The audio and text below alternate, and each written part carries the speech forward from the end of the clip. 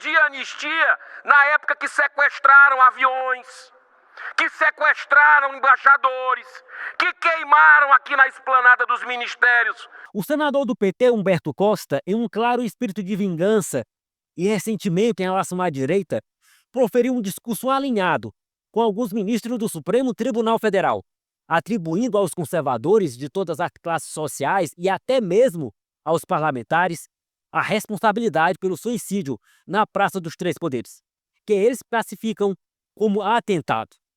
De forma velada, Humberto incentivou a vingança contra seus opositores, demonstrando uma postura agressiva, ignorando convenientemente os males, as invasões, ataques e atentados cometidos por seu próprio grupo político.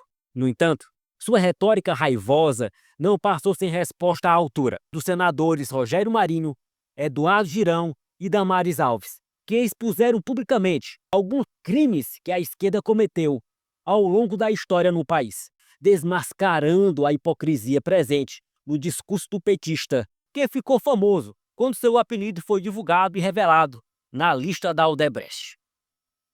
Veja. Eu quero abordar aqui no dia de hoje o atentado ocorrido contra o Supremo Tribunal Federal na última quarta-feira, aqui na Praça dos Três Poderes, e que nos alerta sobre o quanto é fundamental seguirmos vigilantes em defesa da democracia brasileira. O ato terrorista, diferentemente do que alguns têm defendido, não foi uma ação isolada. Ele é fruto, resultado do discurso de ódio e de violência política que nós vimos emergir nos últimos anos.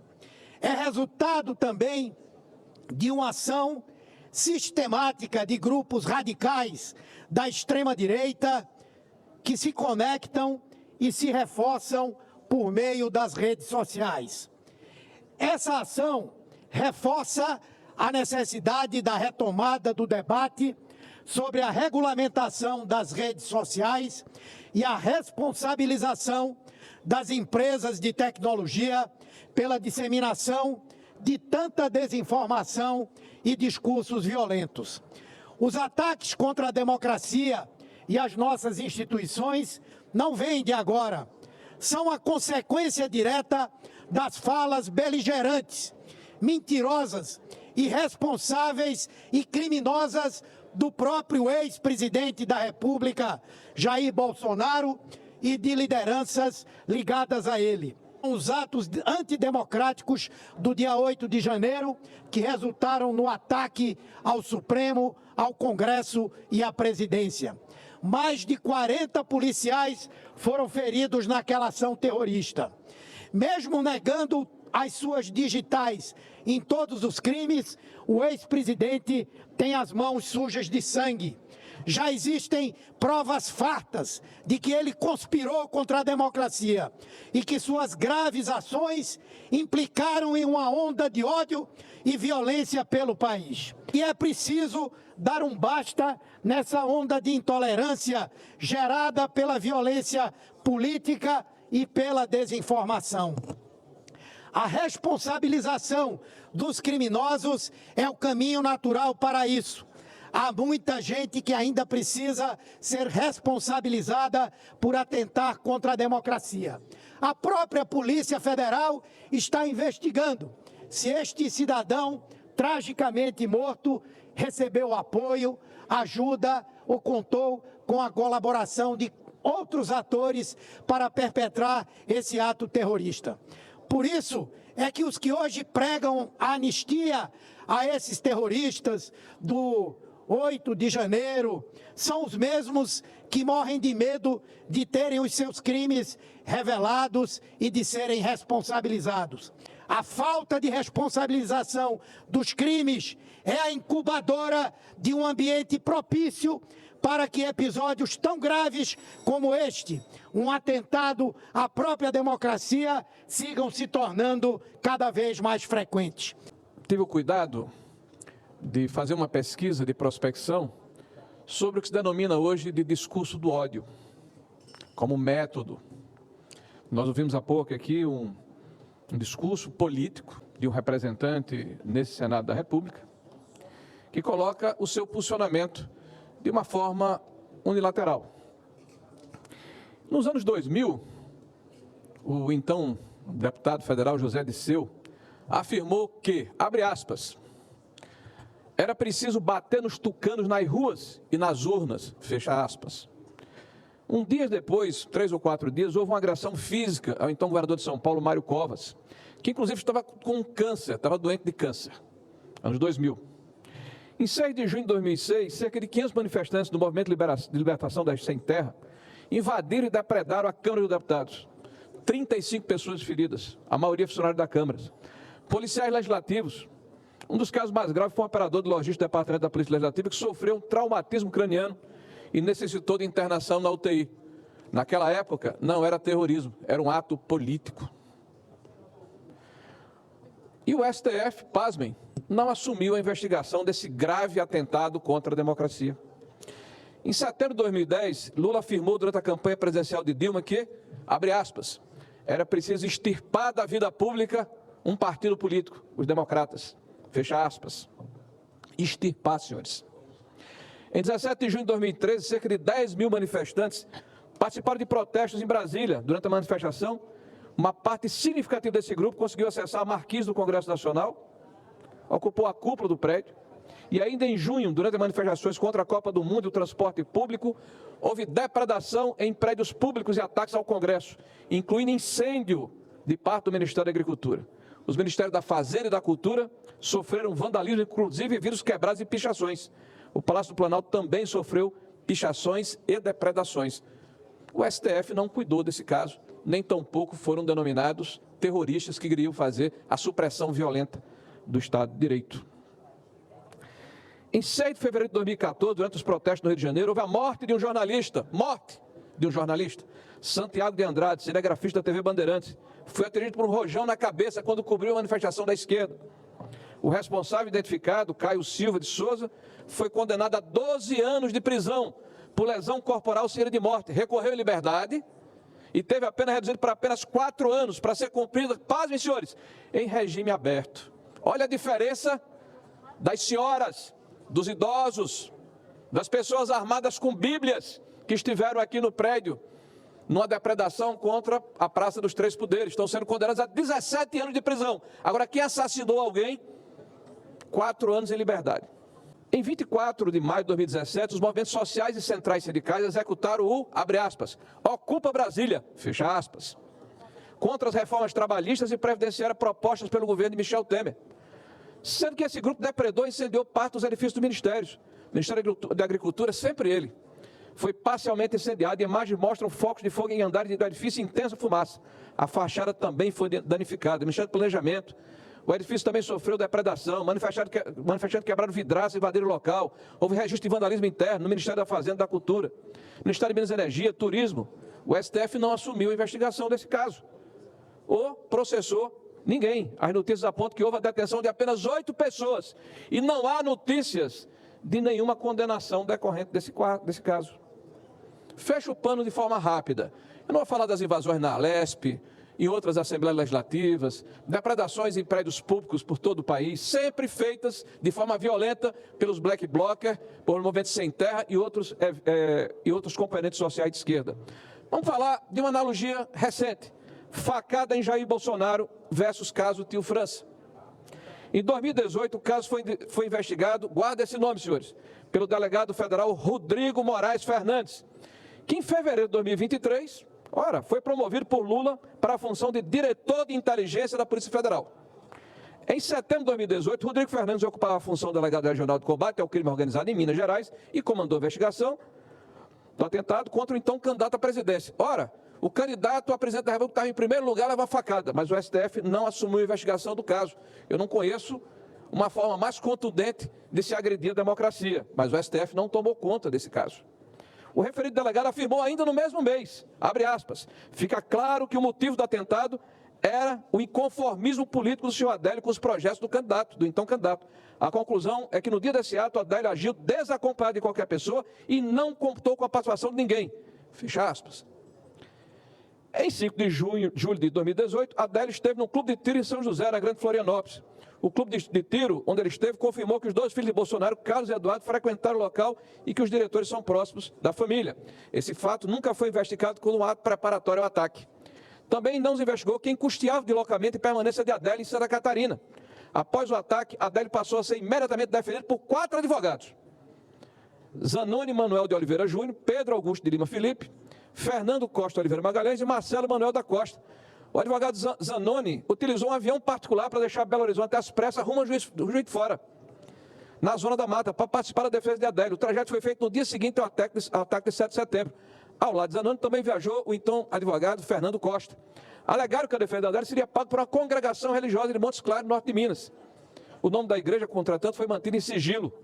4 horas após o ataque a Bolsonaro, houve a tentativa de se criar um álibi para Adélio, como se ele tivesse visitado a Câmara dos Deputados no dia do atentado, em 6 de setembro de 2018. Mas tal fato não teve investigação aprofundada pela PF e foi considerado um mero erro de servidores. No interrogatório após a prisão, Adélio disse estar desempregado e que seu outro trabalho teria sido como garçom em Florianópolis. Porém, a Polícia Federal Juiz de Fora apreendeu com Adélio um cartão internacional do Banco Itaú. A informação consta da apreensão 194/2018, lavrada da Delegacia de Juiz de Fora, quando foi preso em flagrante. Também foram apreendidos vários extratos impressos de Itaú e de Caixa Econômica Federal. Todos em nome deles, com o agressor havia ainda alguns cartões da Caixa. Por fim, a polícia passou a investigar a suposta relação do PCC com o atentado, depois de descobrir pagamentos a um dos advogados de Adélio por parte suspeito de integrar a facção. Os repassos foram feitos após o ataque. Em julho de 24, a Polícia Federal realizou ações de busca e apreensão em Minas Gerais contra um desses advogados e encontrou 200 milhões de reais que foram bloqueados. Por sua vez, e esse cidadão agiu sozinho, era um lobo solitário, foi dito por todos. Por sua vez, tio França, imediatamente, o STF assumiu imediatamente a investigação do caso. O ministro Barroso nomeou o ministro Alexandre de Moraes para conduzir o inquérito. E na sua primeira declaração, antes de assumir o inquérito, inclusive, Alexandre antecipou o julgamento de causa, enquadrando o falecido como terrorista, e fez uma análise política de conjuntura, dizendo, a exemplo do senador que me antecedeu, que não cabe anistia. O senador que me antecedeu é político, tem mandato, tem direito a ter a sua opinião sobre um fato político, que vai ser, evidentemente, levado em consideração no Parlamento brasileiro ou no Executivo, conforme a Constituição. Não cabe ao ministro do STF opinar sobre o que não é sua prerrogativa.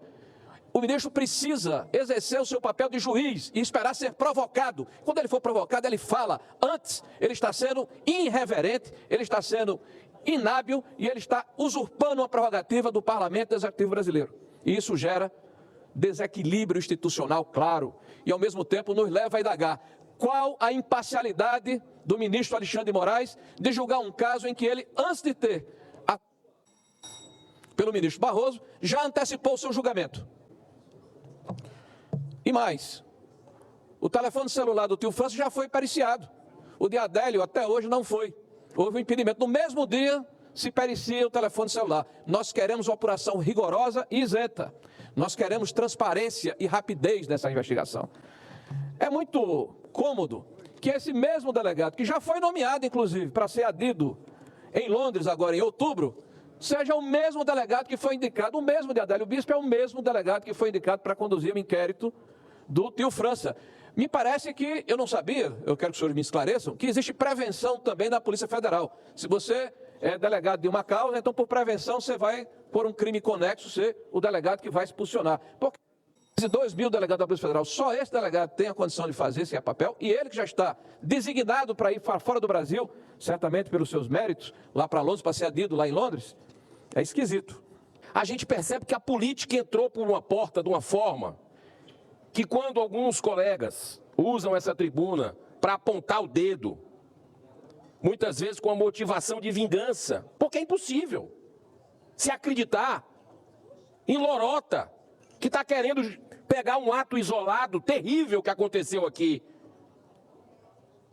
na última noite do dia 13, um ato de violência, de um atentado, mas contra a própria vida. Não foi atentado contra a instituição, contra ninguém. Foi uma tragédia que aconteceu humana e que o caminho sempre será a paz. Nunca será o troco. O caminho é o entendimento, é a tolerância. O caminho é o diálogo. O que a gente vê aqui quando se brada sem anistia. Essa turma, mesmo essa turma, pedir anistia na época que sequestraram aviões, que sequestraram embaixadores, que queimaram aqui na esplanada dos ministérios, vários ministérios. Eles não lembram disso, senadora Damares. Esqueceram as barbaridades que fizeram ao longo da história e que tiveram anistia em nome de uma pacificação. Agora vem pegar o que aconteceu 8 de janeiro, que não se sustenta, está todo mundo vendo. Até as imagens foram negadas no Ministério da Justiça, porque sabem que tinham como evitar aquilo. Cadê os infiltrados que nunca foram descobertos, senador Cleitinho? Quem quebrou? Quem quebrou? Nunca foi identificado. Agora, Marias vai com as outras, idosos, idosas, com a bandeira do Brasil, com a Bíblia, estão sendo colocados como extremistas. Extremistas são eles. A história mostra essa turma marxista, essa turma de guerrilha. O que é que fez no Brasil? Ou eles esqueceram? Então, o senhor Francisco Vanderlei Luiz tinha 59 anos de idade. Era chaveiro na cidade de Rio do Sul, no interior de Santa Catarina. Terra agora do senador Jorge Seife, que está aqui na presidência. Ele estava separado, o senhor Vanderlei, de sua esposa e apresentava sinais de desequilíbrio mental. A violência a gente sabe, só causa mais destruição, só causa mais desarmonia. Mas não vamos querer aqui fazer uma peça de ficção científica, querer juntar na marra as coisas. Sabe para quê? Que o objetivo, sabe qual é? Do sistema, dos tribunais superiores, dessas declarações precipitadas do ministro Moraes e ministro Barroso, 2 políticos que atuam politicamente nos tribunais desse país, envergonhando toda a nação brasileira, não de hoje, de muito tempo, querendo justificar seus erros. A história vai mostrar, não tem jeito, a história vai mostrar. Mas sabe o que eles querem? Junto com o governo Lula, eles querem controlar as redes sociais, senador Jorge Seife, e querem usar o que aconteceu de novo para perseguir adversários políticos. Eles é que estão com ódio. A população brasileira que não aguenta o que está vendo, os valores invertidos da nossa sociedade. Depois do trágico episódio, o que nós estamos ouvindo falar, não vai ter anistia. Esse é o discurso da mídia nas redes sociais e, pasme, é o sentimento do STF. Mas não é o STF que decide se vai ter anistia ou não, é o Congresso Nacional. Eles são magistrados. Os ministros precisam entender o seu verdadeiro papel. Eles são magistrados, não são polícia, também não são parlamentares e também não executam políticas públicas. São magistrados e julgadores. Mas já vem o sentimento de lá, não vai ter anistia. Porque um homem se suicidou na esplanada, na Praça dos Três Poderes, um homem doente mental, um homem com sérios problemas de saúde mental e emocional. Gente, basta ler o que aquele homem escrevia e publicava. Está comprovado que ele era um homem que estava doente. E ontem, a gente viu que a esposa também acabou cometendo uma tentativa de suicídio, a ex-esposa, quando ela colocou fogo na casa, o que mostra uma família com sérios problemas de saúde mental. E eles estão dizendo que não vai ter anistia. E sabe o que me deixa triste, senhor presidente, senador Girão, Cleitinho? Eu fui a ministra que julgou mais de 13 mil pedidos de anistia no país. Deixaram para mim, a esquerda não conseguiu julgar todos os pedidos de anistia, estavam lá nas gavetas. Quando eu abri as gavetas, tinha pedido de anos, porque eles só julgavam, só analisavam os pedidos que eles queriam. E eu tive que estudar sobre a anistia, eu tive que me aprofundar sobre o tema. E eu descobri que a anistia é perdão, a anistia é esquecimento, a anistia é reparação. E o instrumento da anistia é usado quando o Estado provoca certo dano em pessoas que provavelmente cometeram erros e que depois se reconhece que não, vamos perdoar, vamos virar a página. E a anistia foi concedida no Brasil anos atrás.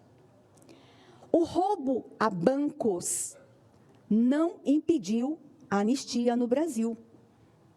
Os explosivos que usavam não impediram a anistia no Brasil. Quero lembrar, senador Girão, senador Seife, que o sequestro do embaixador Charles Burke, em 1969, não impediu a anistia. Mas eu quero lembrar também que a morte do capitão Charles Rodney, em outubro de 1968, não impediu a anistia. Mas eu quero lembrar um outro fato que todo mundo esquece. Por que todo mundo esquece? O que aconteceu em Araguaia. Levar o horror e o terror para o território. Eu estive em Araguaia. Eu tenho amigos naquela região. Pessoas de idade avançada que contam como os homens que queriam livrar o Brasil foram para lá armados e apavoraram os moradores daquela região. E todo mundo sabe o que aconteceu lá. Eram homens da esquerda, terrivelmente armados. Era uma guerra nesse país instaurada. Ai, se não fosse o Exército Brasileiro. E esses homens receberam anistia, chegaram ao poder, chegaram ao parlamento. Mas porque um homem com saúde mental deteriorada se suicida ali, na Praça dos Três Poderes, usando fogos de artifício, não vai ter anistia. Que nação é essa, senador Seife? Que 2 pesos e 2 medidas são estas? Se este conteúdo for de seu agrado, considere apoiá-lo, deixando seu joinha, compartilhando o vídeo e se inscrevendo no canal para mais atualizações.